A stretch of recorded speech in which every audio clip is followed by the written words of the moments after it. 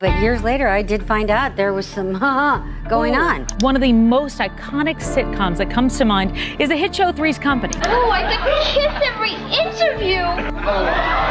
All right, you guys, knock it off.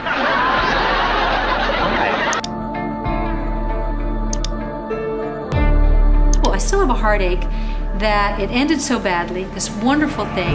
The characters really loved each other. The show was never topical. It was a pure farce. Ever wonder how a sitcom about three mismatched roommates turned into one of TV's most unforgettable shows? Three's Company wasn't just about laughs. It redefined comedy, sparked controversy, and became a cultural campaign. This is the story of a show that kept audiences hooked and the drama that unfolded beyond the cameras.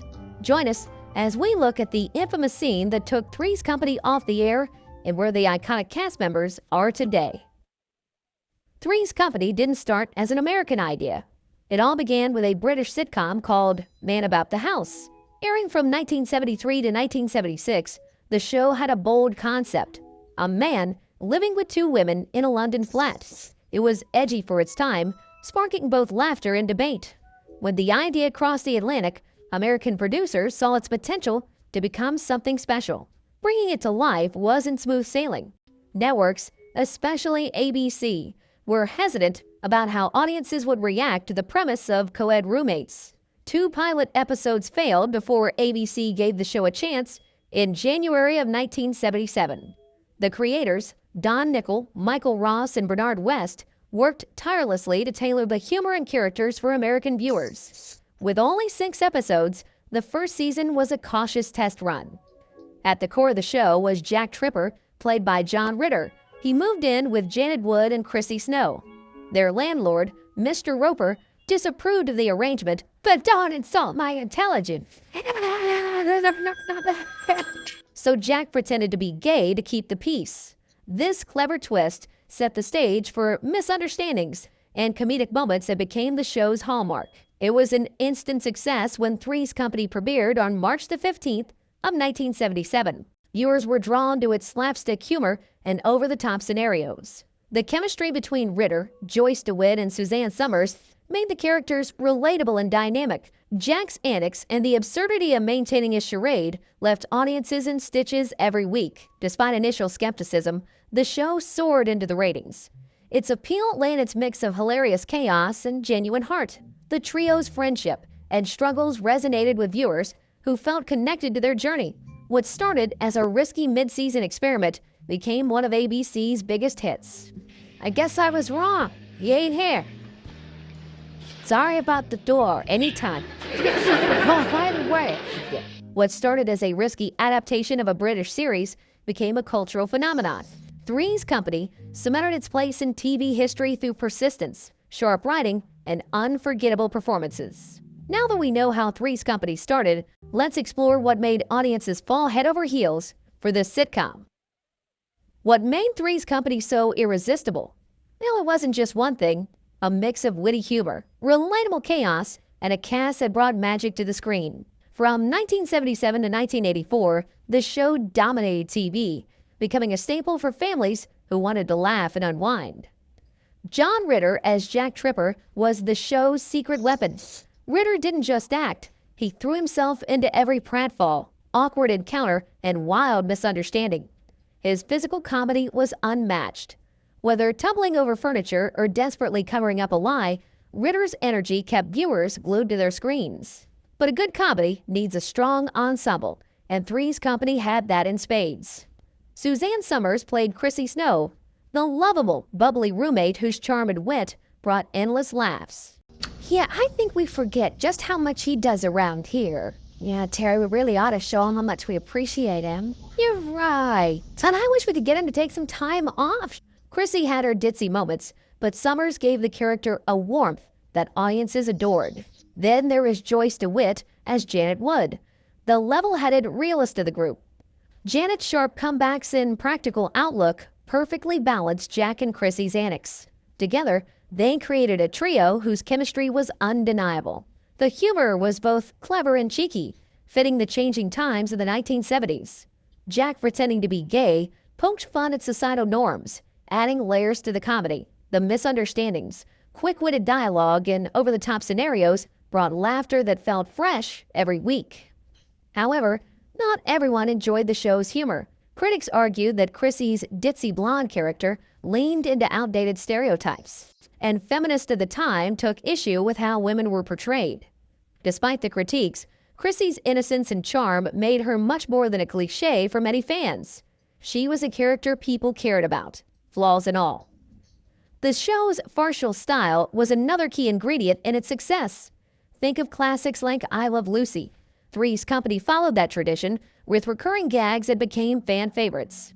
Mr. Roper's clueless remarks about Jack's sexuality and his hilariously strained relationship with his wife were comedy gold. Each episode felt like a mini adventure, with just enough absurdity to keep audiences hooked. However, humor was not the only reason behind the show's success. Another major factor was its timing. The 1970s were a time of shifting values, and Three's Company captured that. Must you do that? What? Showing an unconventional living arrangement reflected a changing society while making people laugh. Three's Company was more than just a sitcom. It was a cultural phenomenon that balanced humor with subtle social commentary. The show wasn't just about laughs. There was drama brewing behind the scenes. Now let's dive into Suzanne Somers' unforgettable story. Suzanne Somers' journey on Three's Company was a roller coaster. From her rise to fame as Chrissy Snow to her controversial exit, her story remains one of the most talked about chapters in TV history. Chrissy was a hit with audiences, bringing her bubbly personality, wide-eyed innocence, and perfect comedic timing to every scene. Somers became a star almost overnight, but her growing popularity came with bigger ambitions and an even more significant fallout. By the time Three's Company reached its 5th season, the cracks behind the scenes started to show. While Somers earned $30,000 per episode, a massive sum for the time, it was dwarfed by John Ritter's $150,000 paycheck. Frustrated by the pay gap, Somers demanded a raise to match Ritter's salary. She also asked for a percentage of the show's profits, an unheard-of request for an actress in that era. Somers believed her contributions to the show deserved fair recognition, but her demands sent shockwaves through the industry. Doll, it just so happens that I'm going to a charity party tonight with Miss Jessica Barish. Not the Jessica Barish. ABC and the show's producers disagreed. Negotiations quickly turned hostile, and Somers was at odds with the network. Tension spilled onto the set, where her once vibrant role was reduced to brief, isolated scenes.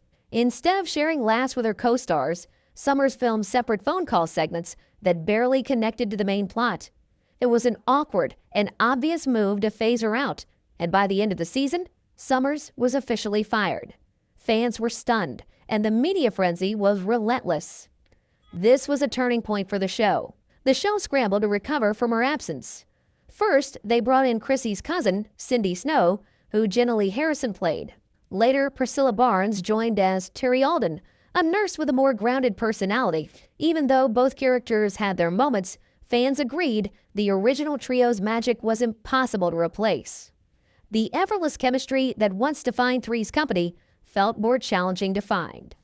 But this was only the start. Beyond the set, the drama created lasting rifts. The media labeled Somers as brutal and greedy, a reputation that shadowed her career for years.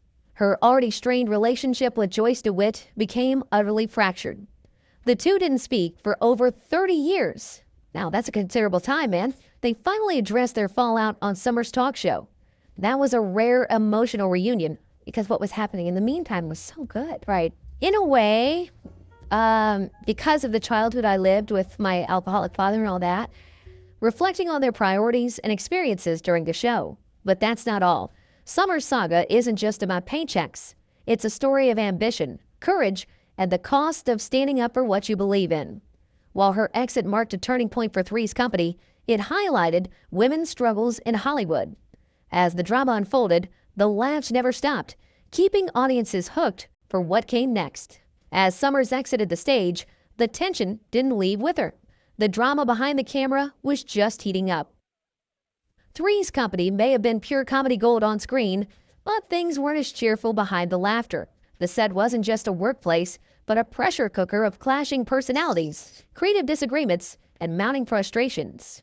Tensions began brewing long before anyone noticed cracks in the show's chemistry. Three's Company's producers were famously rigid regarding creative control. They called the shots, often ignoring input from the cast.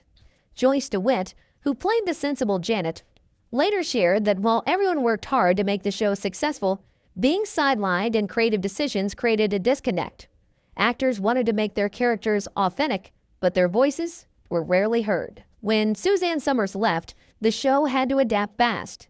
Her replacement, Cindy Snow, was introduced with slapstick humor. Dumb girls like me? No, to nice girls like you. Nice girls who are too trusting.